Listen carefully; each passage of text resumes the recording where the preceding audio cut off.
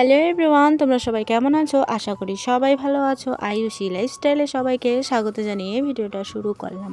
আগের দিন যেহেতু বিয়ে বাড়িতে যাওয়া হয়েছে, তার জন্য কিন্তু বাড়িতে অগোছালো জামা কাপড় সমস্ত কিছু কিন্তু বিছানায় পড়ে রয়েছে। তারপরে কীর্তন বাড়িতে যাওয়া হয়েছে, ওই শাড়িটাও কিন্তু ভাঁজ করে রাখার একদমই ভুলে গেছিলাম। বিয়ে বাড়ি যাওয়ার সময় কোনটা শাড়ি পরবো না পরবো এটা নিয়ে কিন্তু চিন্তা ভাবনা একটা থাকেই।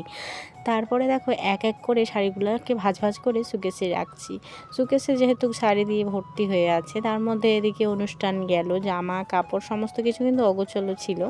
তার মধ্যে পুরান জামা কাপড়, পুরনো জামা কাপড় সমস্ত কিছু কিন্তু ধুয়ে ঠুয়ে রেখে দিয়েছি। তার মধ্যে সুকেসে কিন্তু ভরিয়ে রেখেছি। আমার কিন্তু একদমই মনে ছিল না। তারপরে কি করেছি, ওগুলোও কিন্তু ভাঁজ ভাঁজ করে রেখে দিয়েছে সুকেসে দুইটা র্যাকে সমস্ত কিছু কিন্তু ভাঁজ করে রেখে দেওয়া হয়েছে। তারপরে এমন একটা অধৈর্যকর কাজ, এগুলা কাজ একদমই কিন্তু করতে ইচ্ছে করে না। যত করবা তত কিন্তু অগোছালো থেকেই যাবে।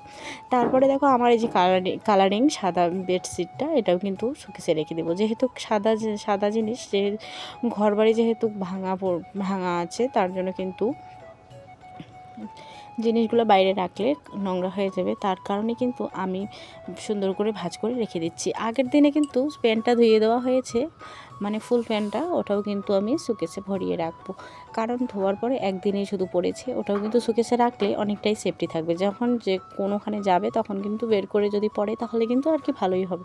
আর যদি এইভাবে পড়ে থাকে তাহলে বিচ্ছিরি লাগবে, দেখতেও খারাপ লাগবে, আর এখানে ওখানে পড়েই থাকবে। আর সুকেসে রাখলে একভাবে থেকে যাবে, তাই না? তারপরে হাঁড়িতে তো দেখতে পাচ্ছ আমি যেহেতু দই পেতেছি, বাড়িতে নিয়ে গিয়ে দিয়ে আসবো। তারপরে মেয়েকে নিয়ে আসলাম বাইরের থেকে, বাইরে এখন ঘরে এসে খেলছে। বাড়ির ছোটো ছোটো কাজ করার আমার কিন্তু ভালো লাগে। যেরকম ধরে নাও সকালবেলা রান্না বান্না, তারপরে এদিকে আমার বাড়ির কাজ বাজ করা, সকাল থেকে কিন্তু এগুলা কাজই করছি।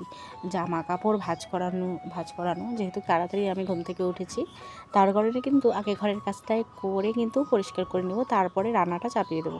আর কাজে কিন্তু যাবে, কিন্তু তবু আর কি রান্না বান্নাটা একটু লেট করে করলে কোনো ব্যাপার না, যেহেতু লেট করে কাজে যায়।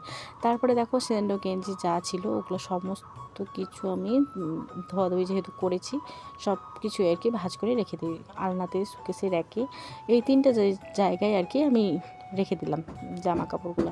তারপরে মেয়ে যেহেতু সকালবেলা বই পড়েছে, তার কারণে কিন্তু স্লেটটাই রেখে দিয়েছে ঘরে। স্লেটটা যেহেতু বিছানায় রেখে দিয়েছে, ওটাও কিন্তু সুকেসে রেখে দিলাম। সুকেসে যেহেতু কাজটা যেহেতু ভেঙে গেছে, ওই কাজটার সামনেই রেখে দেবো আর কি। তারপরে আমার এই বিছানা কিন্তু মোটামুটি কমপ্লিট হয়ে গেল। পরিষ্কার করা জুতোগুলোও রেখে দিব রেখে যেহেতু নিচে জায়গা রয়েছে ওই জায়গাতেই রেখে দেবো। তারপরে আমার বিছানাটা যেই বিছানায় আমরা থাকি, ওই বিছানার কিন্তু পরিষ্কার করে নেবো। যেহেতু এখন বেশি ঠান্ডা নেই, বর্তমানে এখন গরমই রয়েছে, তো গরমের কারণে কিন্তু বেশি ঝাঁপ নেওয়া হয় না, বেশি ব্ল্যাঙ্কেট নেওয়া হয় না, তো দুইটাই নেই আর কি। 3-4টা রয়েছে ব্ল্যাঙ্কেট, তো দুইটাই নেওয়া হয়। তারপরে দেখো এদিকে বিছানাটাও পরিষ্কার করে রেখে দিলাম। আর বিছানাটা পরিষ্কার করার স্বার্থে দেখছি নোংরা লেগেছে এখানে ওখানে, তারপরে কিন্তু আমি বাইরে নিয়ে গিয়ে ধুয়ে দিব আর কি। বিছানাপাটি সব কিছু কিন্তু পরিষ্কার করে তারপরে চলে আসলাম রান্নাঘরে এসে রান্না তো করতে হবে, তাই না?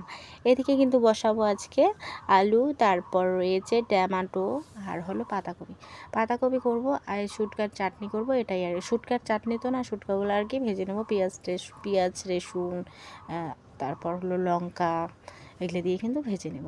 তারপর আমার রান্না বান্না সমস্ত কিছু কমপ্লিট করে তারপরে চলে যাব আমরা ব্যাংকে। পেঁয়াজ লঙ্কা এগুলো কিন্তু ভাজা হয়ে গেছে, তারপরে ঢেলে দেব পাতাকপির তরকারিটা কিন্তু খুবই তাজা, কারণ এগুলো কিন্তু আমি খেতে আমার খুবই ভালো লাগে। তাজা জিনিসটা বাড়ি থেকে যেহেতু নিয়ে পাঠিয়ে দিয়েছে, আমি কিন্তু রান্না করলাম। তাজা জিনিস কিন্তু খেতেও ভালো, তার মধ্যে রান্নাটাও হয়েছে ভালো, এদিকে সিদ্ধও কিন্তু হয়েছে আর কি। তারপরে সকাল আমি কিন্তু কাজে লেগে পড়েছি। আমার জামা কাপড় যেহেতু আমি ব্যাংকে গেছিলাম, তারপরে জামা কাপড় নোংরা হয়েছিল, তার কারণে কিন্তু আমি ধুয়ে দিচ্ছি এখন। দুইটা বিছানা চাদর কিন্তু দুইটাই ধোয়াধুয়ি করছি, কারণ দুইটাই বিছানা চাদর এতটাই নোংরা হয়েছে কি আর বলি। অনেক দিন ধরে ধোয়াধুয়ি করা নেই, এখন বর্তমানে আমি ফ্রি আছি, তার কারণে কিন্তু ধুয়ে নিলাম। দুইটা বিছানা চাদর ধুয়ে নিলাম চকচক করে। তারপরে এদিকে আমার 3-4টার মতো নাইটি রয়েছে, নাইটি 3-4টাও আর কি ধুয়ে নেব। একটা আর কি বিছানা চাদরগুলো এতই নোংরা হয়েছে, কি আর বলি তোমাদেরকে। আমার তো একটুকু মনে নেই যে বিছানা চাদরগুলো ধুয়ে দিতে হবে। এদিকে তো কাজের চাপে আর এগুলা কাজ করতেই পারছি না, ঘরের কাজ। এদিকে রান্না বান্না, সকালবেলা রান্না বান্না, এদিকে অগোছালো জামা কাপড়, ঘর বাড়ি পরিষ্কার পরিচ্ছন্ন, কিন্তু সমস্ত কিছু কিন্তু আমি ভুলে গেছি। এদিকে বাইরের কাজ, একটা ঘর ভাঙা থাকলে কিন্তু সব কিছুই অগোছালো থাকে। এদিকে রান্নাঘরে কিন্তু আরেকটা বিছানা পেতে নেওয়া হয়েছে, দাদার বিছানা, সুকেস, তার মধ্যে হলো ট্রাং, এদিকে রয়েছে আলনা, সুকেস, সব কিছু কিন্তু বারান্দায় রয়েছে। অনেকগুলো আর কি ঝামেলা। তারপরে মামি শাশুড়ি ওরাও আসলো আর কি কলের পাড়ে আমাদের। তো ওরাও আর কি জামা কাপড় ধোবে। ওদের মোটরটা আছে, কিন্তু মোটরের পাইপটা আর কি নিয়ে গেছে, আর একজনকার বাড়িতে ঢালাই হচ্ছে, ওরা কিন্তু নিয়ে গেছে। তারপরে 2টা বিছানা চাদর ধোয়া হয়ে গেলে আমার কিন্তু ধোয়াধুয়ি একদমই কমপ্লিট। তারপরে আমি চলে যাব আর কি জামা শুকোতে দিতে। এদিকে বড়মশাই সকাল সকাল আমাকে বলে গেছে যে তোমাকে আরেকখানে যেতে হবে, আমার একটা ফর্ম রয়েছে, ওই ফর্মটা ফিল আপ করে নিয়ে আসতে হবে। কারণ বড়মশাইয়ের কাণ্ড কারখানা কী হয়েছে, ভোটে যেহেতু নাম আসে নাই, ভোটের নাম যেহেতু ডিলেট হয়ে গেছে, তার কারণে কিন্তু আমাকে বলছিল যে কালকে তো সোমবার, কালকে যাব পুরসভায়, এভাবে বলছে আর কি। কালকে সোমবার না, মানে সোমবার আর কি পৌরসভা যাইতে বলছে।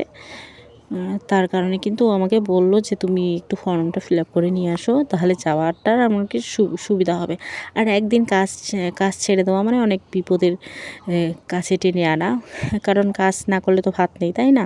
কাজ তো করতেই হবে, কারণ সংসার যেহেতু আছে আমাদের, বাস তো সমস্ত কিছুই কিন্তু করাটা অনেকই দরকার। তারপরে দেখো এদিকে কিন্তু আমার জামা মেলে দেওয়া হয়ে গেল। জামা ধুতে কিন্তু অনেকটাই সময় লেগেছে, কারণ অনেকগুলো জামা কাপড় ধুতে অনেকটাই সময় লেগেছে। এখন কিন্তু ধোয়ার আর কি শুকোতে দেওয়া একদমই কমপ্লিট। তো ওদেরকে ওরাও কিন্তু ধোয়াধুয়ি করছে, কারণ ওরাও আজকে ফ্রি, যেহেতু রোববার ফ্রি সবাই, স্কুল নেই, স্কুলের জামা কাপড় ওরাও কিন্তু ধোয়াধুয়ি করছে। তারপরে উঠানের অবস্থা দেখো, উঠানের অবস্থাটা কিন্তু খুবই খারাপ হয়ে রয়েছে। এদিকে আমি কিন্তু ঠাকুরটাও মুছে নিয়ে গেছি, ঠাকুর মোছার ভিডিও তোমাদের সঙ্গে ঠাকুর মোছার ভিডিওটাও করেছি, কিন্তু ভিডিওটা কেন জানি না মানে আবছা হয়েছে, বোঝা যাচ্ছিল না। তারপরে আর কি ভিডিওটা শেয়ার করিনি তোমাদের সঙ্গে। তো আমার উঠান ঝাড় দেওয়া কমপ্লিট হয়ে গেল। এদিকে কিন্তু আমি এখন আমার খাওয়া দাওয়া করব। খাওয়া দাওয়া করে থাল বাসন নিয়ে আসলাম কলের পাড়ে নিয়ে এসে এখন কিন্তু থাল বাসন মাজা হচ্ছে। সকাল সকাল কিন্তু অনেককেই কাজের চাপ থাকে, তার কারণে কিন্তু তোমাদের সঙ্গে আর অন্য কিছু শেয়ার করা হয় না।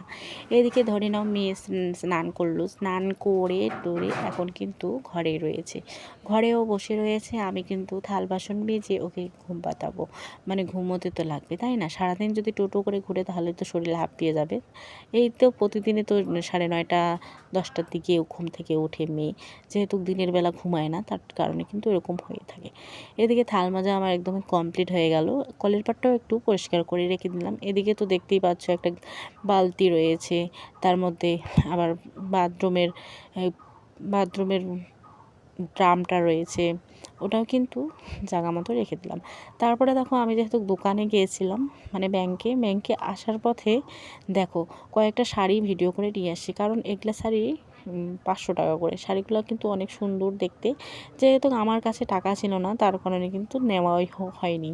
তো কাকুটাকে বলছি আমি কিন্তু আরেকদিন আসবো তোমার দোকানে, যেহেতু হোলসেলের দোকান, সব জিনিসের কিন্তু দামটা একদমই কম। এই যে হলুদ কালারটা দেখতে পাচ্ছ, হলুদ কালারের শাড়িটা কিন্তু আমার খুবই পছন্দ হয়েছে। তারপরে দেখো ভাস্তাটার শরীর যেহেতু ভালো না, তার জন্য কিন্তু শুয়ে পড়েছে ওদের টেবিলে। আর ওরাও হ্যালো বন্ধুরা, তো আমরা দোকান থেকে বের হয়ে এখন বাড়ি যাচ্ছি, বাড়ির রওনা দিলাম, হেঁটে যাচ্ছি।